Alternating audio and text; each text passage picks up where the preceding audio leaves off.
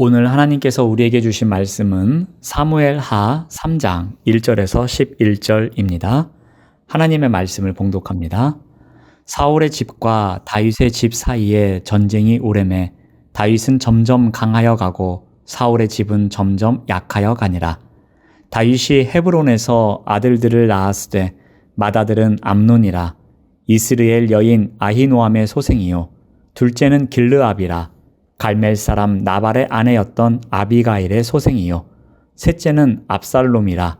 그술 왕 달메의 딸 마아가의 아들이요 넷째는 아도니아라. 학깃의 아들이요 다섯째는 스바랴라. 아비달의 아들이요 여섯째는 이드르암이라.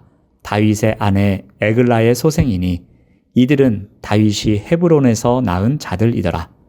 사울의 집과 다윗의 집 사이에 전쟁이 있는 동안에 아브넬이 사울의 집에서 점점 권세를 잡으니라. 사울에게 첩이 있었으니 이름은 리스바요 아야의 딸이더라. 이스보셋이 아브넬에게 이르되 내가 어찌하여 내 아버지의 첩과 통간하였느냐 하니 아브넬이 이스보셋의 말을 매우 분하게 여겨 이르되 내가 유다의 개머리냐. 내가 오늘 당신의 아버지 사울의 집과 그의 형제와 그의 친구에게 은혜를 베풀어 당신을 다윗의 손에 내주지 아니하였거늘 당신이 오늘 이 여인에게 관한 허물을 내게 돌리는도다. 여호와께서 다윗에게 맹세하신 대로 내가 이루게 하지 아니하면 하나님이 아브넬에게 벌 위에 벌을 내리심이 마땅하니라.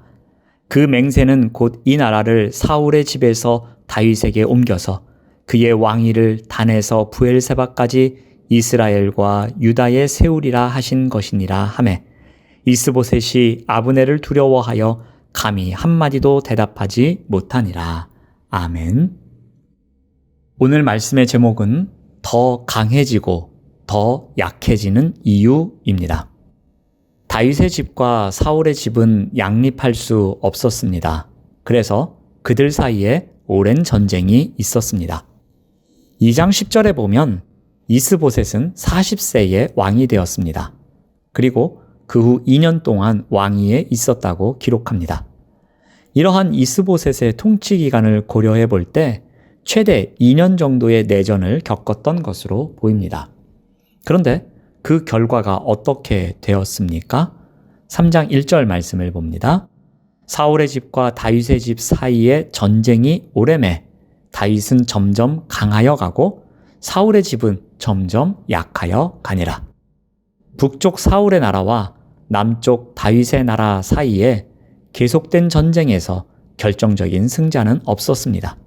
그러나 승세는 점점 남쪽으로 기울고 있었습니다. 그 과정에서 사울의 집은 기울어지고 다윗은 점점 강력해졌습니다. 다윗이 점점 더 강해졌다는 것을 잘 보여주는 것이 어떤 것입니까?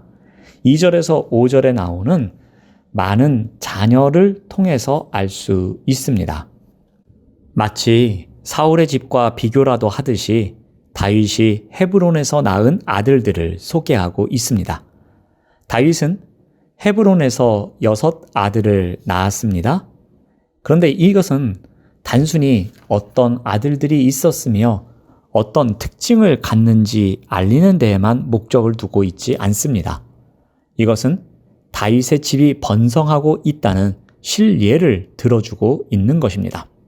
고대 사회에서 다산은 번영의 척도였기 때문입니다. 성경은 다윗이 이렇게 헤브론에서 아들들을 얻으며 든든하게 세워져 가고 있음을 밝히고 있습니다. 즉, 점점 더 강해지는 다윗의 집을 묘사하고 있는 것입니다. 반면에 사울의 집안은 어떠합니까? 점점 망가지고 있습니다. 사울의 집안이 쇠퇴하는 증거로 아브넬의 배반 행위를 보여주고 있습니다. 우리 6절 말씀을 보시면 사울의 집과 다윗의 집 사이에 전쟁이 있는 동안에 아브넬이 사울의 집에서 점점 권세를 잡으니라. 군부의 실세인 아브넬이 야망을 품고 있습니다. 그 세력을 점점 키워온 듯합니다. 아브넬은 사울과 그 세 아들이 전사했을 때 남은 아들 이스보셋을 왕으로 세워 사실상 무너진 사울 왕조의 명맥을 유지하도록 도왔습니다. 아브넬이 사울에 대한 충성심이 대단해서 이와 같은 일을 한 것 같지는 않습니다. 아마도 그는 자신이 누리고 있었던 것을 유지하기 위해 이와 같은 일을 한 것 같습니다. 그런데 아브넬이 날이 갈수록 어떻게 합니까?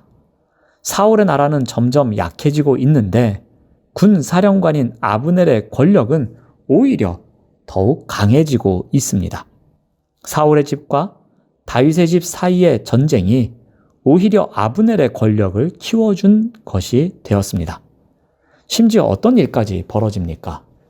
점점 강한 힘을 갖게 된 아브넬은 사울의 첩 리스바와 동침합니다. 이는 전 왕의 부인을 자신이 취함으로써 왕권에 대한 욕심이 있음을 드러낸 행동이기도 합니다. 이스보셋이 왕의 자리에 있긴 하지만 실권은 자신에게 있음을 보여주는 행동이기도 합니다. 그러자 이스보셋이 사울의 첩과 통관한 아브넬을 책망하는 장면이 나옵니다. 이스보셋이 책망한 일은 정당한 일이었습니다. 그런데 이미 권력의 실세가 된 아브넬은 오히려 역정을 냅니다. 자신 덕분에 나라가 유지되었는데 감사하기는커녕 사울의 첩 때문에 자신을 홀대한다고 분노합니다. 8절 말씀을 봅니다. 아브넬이 이스보셋의 말을 매우 분하게 여겨 이르되 내가 유다의 개머리냐? 내가 오늘 당신의 아버지 사울의 집과 그의 형제와 그의 친구에게 은혜를 베풀어 당신을 다윗의 손에 내주지 아니하였거늘 당신이 오늘 이 여인에게 관한 허물을 내게 돌리는도다.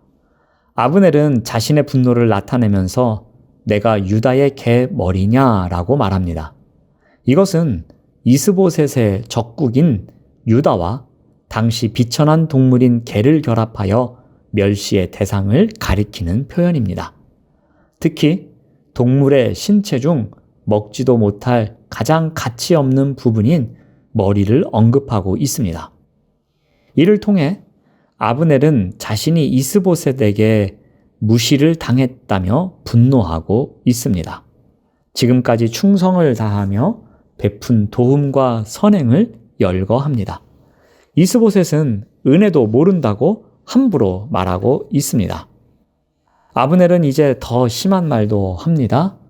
이제 이스라엘을 다윗에게 돌리기로 맹세합니다. 우리 3장 9절 말씀을 봅니다.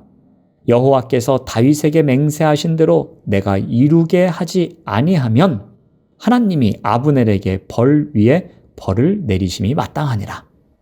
더는 이스보셋의 편에 서지 않겠다고 협박합니다. 구체적으로 나라를 다윗에게 넘겨주어 단에서부터 부엘세바까지 통일 왕국을 이루게 하겠다고 말합니다. 자신이 실권임을 인정하라는 최후 통첩인 셈입니다. 그러나 왕인 이스보셋은 아브넬이 두려워 한마디도 못합니다. 이스라엘이 유다 족속과 전쟁을 지속하는 동안 사울의 집안은 점점 더 약해졌습니다. 권력의 욕망으로 살아온 아브넬은 손에 주어진 권세를 가지고 아나무인 오만방자한 행동을 일삼습니다. 이러한 일이 있어도 왕인 이스보셋은 아무 말도 하지 못합니다. 어떠한 조치도 취하지 못합니다. 두려워하여 침묵하고 있습니다. 그만큼 사울의 집안이 점점 더 약해진 것을 발견하게 됩니다. 시간이 지나면서 점점 강해지는 사람이 있는가 하면 점점 약해지는 사람도 있습니다. 점점 강해지는 인생과 점점 약해지는 인생의 차이는 어디에서 비롯되는 것일까요? 이 차이는 그 이유가 무엇이겠습니까? 이것은 하나님의 뜻을 따르는가, 자기 욕심을 따르는가에 있습니다. 우리는 하나님이 인정하시는 길을 갈 때에 점점 더 강해짐을 믿어야 할 것입니다. 개인의 욕심에 이끌려 가는 길을 갈 때에 처음에는 아무렇지도 않은 것 같지만 결국 점점 더 약해짐을 알아야 합니다. 어려운 상황 가운데서도 점점 더 강해지는 비결은 하나님의 편에 서기를 선택하는 것입니다. 이러한 선택을 통해서 말씀이 중심이 되어 하나님 편에 서는 것이 느리지만 온전히 서는 비결입니다. 느리지만 점점 더 강한 삶을 살아가는 것입니다. 느리지만 하나님과 동행하는 진정한 믿음의 여정임을 꼭 기억하시길 바랍니다. 기도하겠습니다. 하나님 감사합니다. 시간이 지날수록 점점 더 강해지는 사람이 있고 점점 더 약해지는 사람이 있습니다. 하나님, 무엇보다도 하나님의 뜻을 따르고 말씀이 중심이 되어 하나님 편에 서는 삶을 통해 때로는 느릴 수 있지만 온전히 서가는 비결을 갖고 살아가는 우리 모두가 될 수 있도록 인도하여 주시옵소서. 예수님의 이름으로 기도드립니다. 아멘.